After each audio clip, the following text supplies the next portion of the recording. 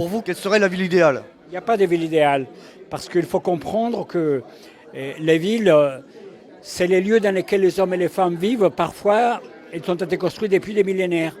Et j'ai dit dans mes conférences qu'il faut comprendre la ville dans sa complexité.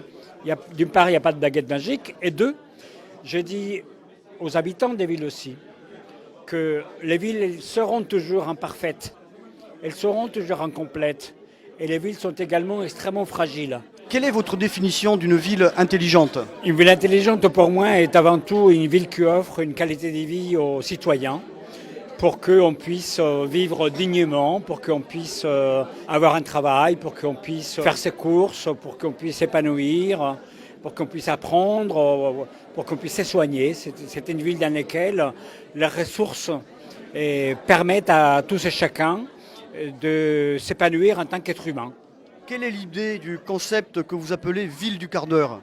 La ville du quart d'heure, c'est cette idée d'une ville intelligente humaine dans laquelle on considère qu'à un quart d'heure de chez soi, quand on habite dans des zones très très compactes, ou à une demi-heure quand on habite dans des zones à moyenne densité, on peut avoir accès à toutes les fonctionnalités nécessaires pour limiter les déplacements qui sont la première source, non pas uniquement de pollution par les CO2, mais également de mal-être.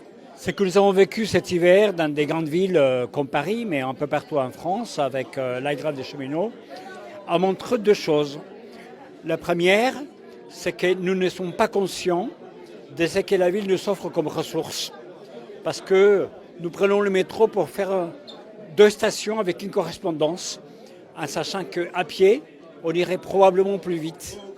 On a pris aussi conscience que dans la ville, grâce au vélo, grâce aux véloroutes, comme on les appelle, grâce aux couloirs protégés, eh bien, finalement, on peut aller plus vite que dans des bouchons avec des voitures qui polluent. C'est ce que vous voulez dire aussi lorsque vous parlez de la ville segmentée? Je parle de la ville segmentée, effectivement, en disant qu'aujourd'hui, on a pensé la ville par morceaux. La ville du centre-ville, les centres administratifs, les quartiers d'affaires, les quartiers culturels, et les quartiers résidentiels.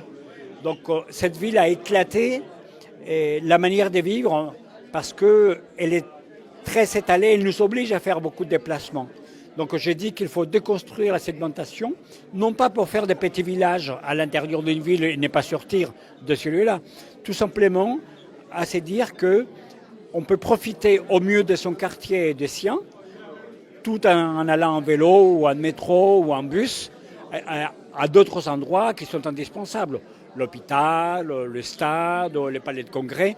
On ne va pas construire un palais de congrès ou un stade tous les quarts d'heure. Peut-on parler de ville durable, de ville collaborative ou de ville numérique, ou bien les trois à la fois?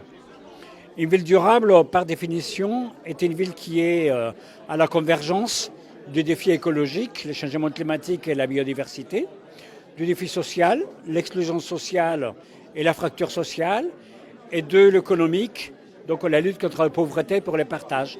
Donc une ville durable n'est autre chose qu'une ville viable, qu'une ville vivable et qu'une ville équitable.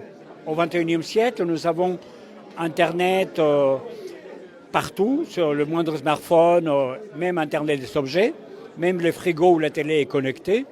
Donc nous voulons que cette connexion, elle serve à créer des liens sociaux, à créer de la valeur économique et qu'elle serve à lutter contre le changement climatique. Nous ne voulons pas d'une ville connectée, massivement connectée pour les gens, qui isole les gens. On est hyper connecté technologiquement et très souvent massivement socialement déconnecté.